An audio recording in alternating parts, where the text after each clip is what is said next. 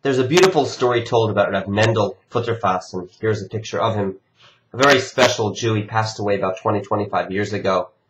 He's best known for the fact that he was teaching Torah during those times in the Soviet Union when it was illegal. He spent 9 long years in a Soviet labor camp, his crime for spreading Judaism.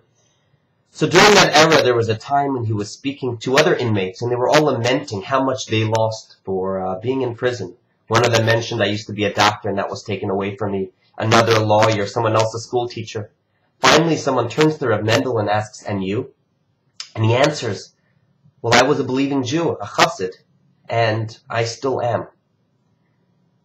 And it's a beautiful, beautiful story. Make no mistake about it. He had a very successful business that was stripped away from him, and he certainly felt the pain of that. But what he was saying is, there is who I am and there's what I do. And while others can take away what I do, there's nothing that can touch who I am.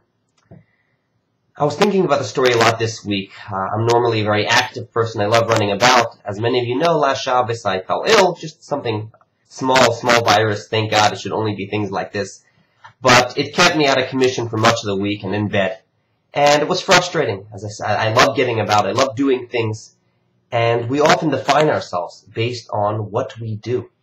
And it's important to also know who we are, that even during those times where, for whatever the reason, we're not doing that much business-wise, whether it's because of an illness or any other reason, we still have those staple parts of the day. And obviously, for me, it's my involvement in my family, but it's also my Judaism.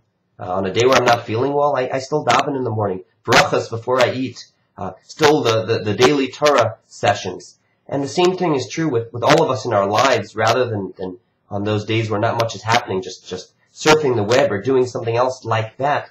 There are so many opportunities to plug into our Judaism and learn something in Judaism and make blessings and add meaning to our days. And these should be parts of our lives that are staples, that no matter what situation we are in, wherever we are and whenever we are, we can always plug into who we are.